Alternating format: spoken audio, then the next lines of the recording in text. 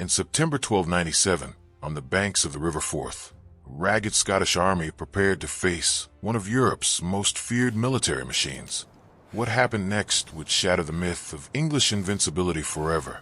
This is the story of how a wooden bridge became a death trap, and how William Wallace transformed from outlaw to legend in a single bloody morning. The year was 1296. Scotland's independence died not in battle, but in surrender. Edward I, the Hammer of the Scots, had crushed the kingdom in a single devastating campaign. The great defeat at Dunbar left Scotland's nobility broken, their castles occupied, their pride shattered. Edward moved with surgical precision. He seized the Stone of Destiny from Scone, Scotland's sacred coronation stone, and dragged it to Westminster like a trophy. Every Scottish noble who mattered was forced to sign the infamous Ragman Roll, swearing allegiance to the English crown. On parchment, Scotland ceased to exist. But conquest on paper and conquest in hearts are different things. English taxation bled Scotland dry. Soldiers treated Scots like conquered animals, and at the center of this misery stood Hugh Cressingham, Edward's treasurer and the most hated man in Scotland. Cressingham grew rich while Scottish families starved. His cruelty became legend. Farmers watched their grain stolen to feed English armies. Merchants paid crushing tolls. Priests lived under constant suspicion. Scotland was occupied, but never tamed. By 1297, rebellion flickered across the land like scattered fires. In the north, Andrew Moray, a young nobleman who had escaped English captivity, rallied Highland clans against English garrisons. In the south, a name began to spread in whispers: William Wallace. Wallace wasn't born to greatness.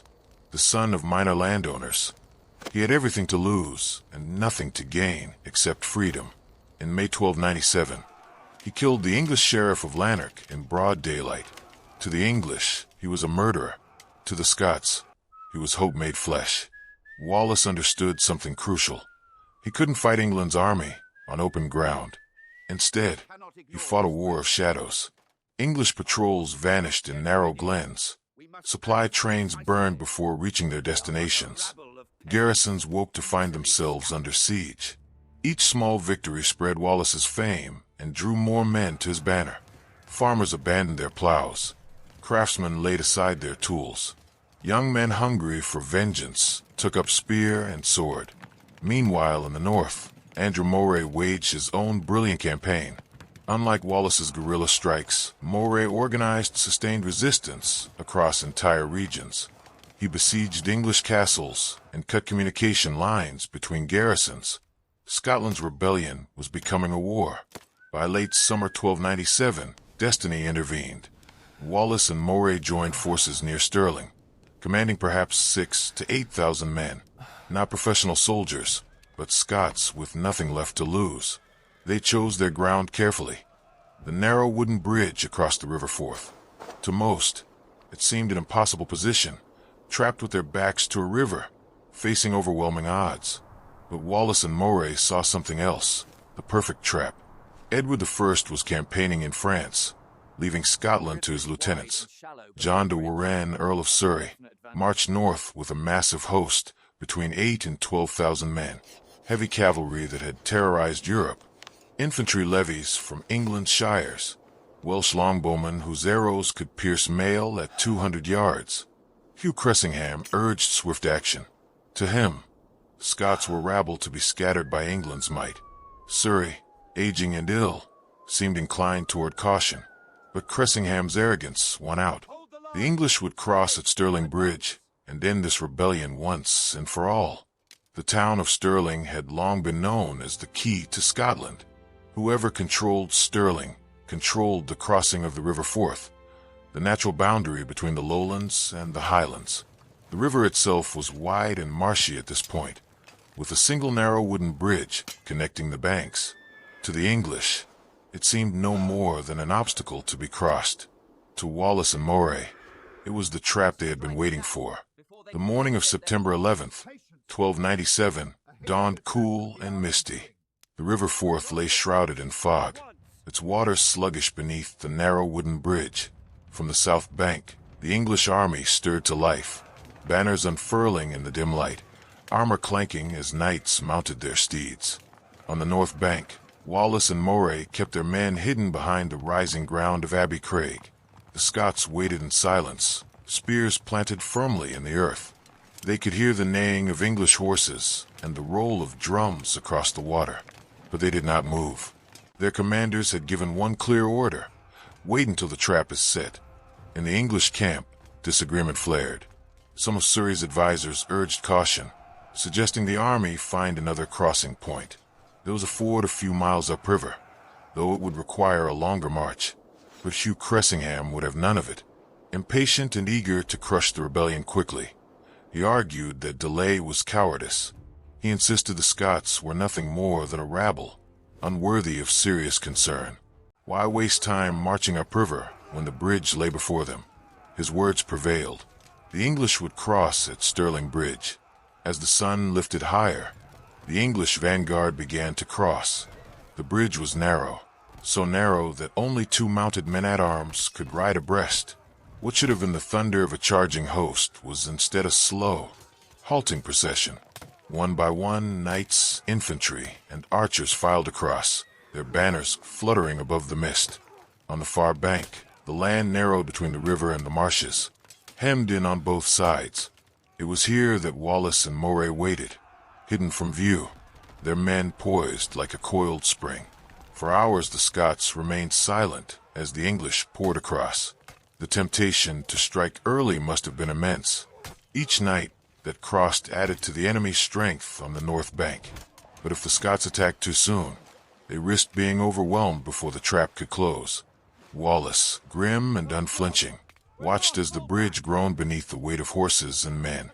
Moray, ever the careful strategist, reminded his men to wait until enough of the enemy had crossed, but not too many. Timing was everything. Finally, when perhaps 2,000 English troops, including heavy cavalry and infantry, had crossed, the signal was given. With a roar, the Scots surged from their hiding places. The air filled with the sound of war horns, the clash of weapons, and the defiant cries of men fighting for their homeland. Spears bristled like a living wall as Wallace and Moray led their formations downhill toward the trapped English. The English knights, hemmed in by marshland to their flanks and the narrow bridge to their rear, suddenly found themselves crushed into a bottleneck. There was no room to maneuver, no space to unleash the devastating cavalry charge that had won them so many battles. Instead, they were forced to fight in confusion, pressed against each other as the Scots closed in. On the bridge itself, panic erupted. Men still crossing saw the disaster unfolding on the far bank and tried to turn back. Horses reared, men fell into the water, and the wooden planks grew slick with blood and mud. Those trapped on the north side could see no escape. Their comrades were blocking the only way back. The Scots pressed their advantage mercilessly. Spears drove into the chests of armored knights. Horses toppled, screaming into the river, and infantry were cut down where they stood. The English had marched confidently into a slaughterhouse of their own making. Among the dead was none other than Hugh Cressingham himself. The hated treasurer who had mocked the Scots and urged reckless haste was cut down in the fighting. By midday, the English vanguard on the north bank was annihilated. Hundreds lay dead in the mud, their armor glinting in the sun, their bodies piled among broken lances and shattered shields. The survivors who tried to flee across the bridge found it jammed with retreating men. Many leaped into the river only to drown beneath the weight of their armor. While Wallace and Moray's forces crushed the English vanguard north of the river, chaos spread across the south bank. From there, thousands of English soldiers watched in horror as their comrades were slaughtered before their eyes. The Earl of Surrey was a veteran commander, but age and illness had dulled his decisiveness. Reports flooded into his camp. The vanguard was collapsing. Men were drowning in the Forth. Knights were being dragged from their saddles by spear-wielding peasants. Surrey wavered. His indecision proved fatal. On the north bank, Wallace and Moray urged their men to press harder. The formations advanced with relentless force, tightening the noose on the trapped English knights. The wooden bridge, groaning under the weight of men and horses trying to flee, finally began to collapse. Planks snapped, Timbers cracked, and entire sections gave way. Dozens of men plunged into the river, their screams swallowed by the rushing water. With their vanguard destroyed and the bridge in ruins, the remaining English army dissolved into panic. Surrey, unwilling to risk his entire force, gave the order to retreat. Knights and foot soldiers alike abandoned the field, throwing aside weapons and banners in their desperation to escape. The great English host, which had marched north with such arrogance and confidence, was now a shattered remnant. When the dust settled, the battlefield was a charnel house. Thousands of English soldiers lay dead on the north bank of the Forth, their bodies stripped of arms and armor by jubilant Scots. Wallace and Moray, their men bloodied but victorious, had achieved the impossible, standing against overwhelming odds with little more than courage, cunning, and the land itself as their ally. They had destroyed one of the finest armies England could muster. Yet among the most grievous wounds was the fate of Andrew Moray. Struck in battle, he would not live long to see the fruits of their victory. His leadership, paired with Wallace's fiery will, had been essential to Stirling, and Scotland would soon mourn his absence. The victory at Stirling Bridge sent shockwaves through Britain. For the first time, it was clear that the English were not invincible. A force of common men, led by two determined commanders, had brought down the might of Edward I's army. Across Scotland, church bells rang and fires were lit on the hills. Men flocked to Wallace's banner. Nobles who had wavered now saw that resistance was not only possible but victorious. Stirling Bridge had transformed rebellion into revolution.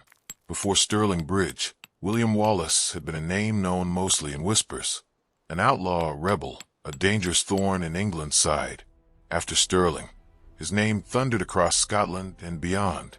In the span of a single morning, Wallace had transformed from a guerrilla leader into a national hero, the very embodiment of Scotland's fight for freedom. The victory shattered the myth of English invincibility. No longer could Edward I claim that Scotland was subdued.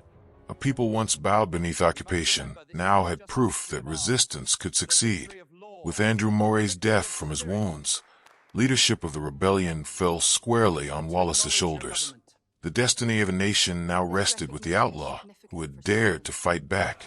In the months that followed Stirling, Wallace moved swiftly to consolidate Scottish power. English garrisons, unnerved by the disaster, abandoned many castles and strongholds. Wallace's forces swept through the countryside, reclaiming towns and fortresses that had fallen under English control. By the end of 1297, Wallace had been formally declared Guardian of Scotland. It was an extraordinary ascent for a man of his background. From outlaw to guardian in less than a year, Wallace now stood as the political and military leader of Scotland. His seal bore the words, "William, by the grace of God, Guardian of the Kingdom of Scotland and leader of its armies." The Battle of Stirling Bridge may have ended in 1297, but the war for freedom continued through Wallace's legend. His fight became Scotland's fight, and his name became Scotland's eternal cry, freedom.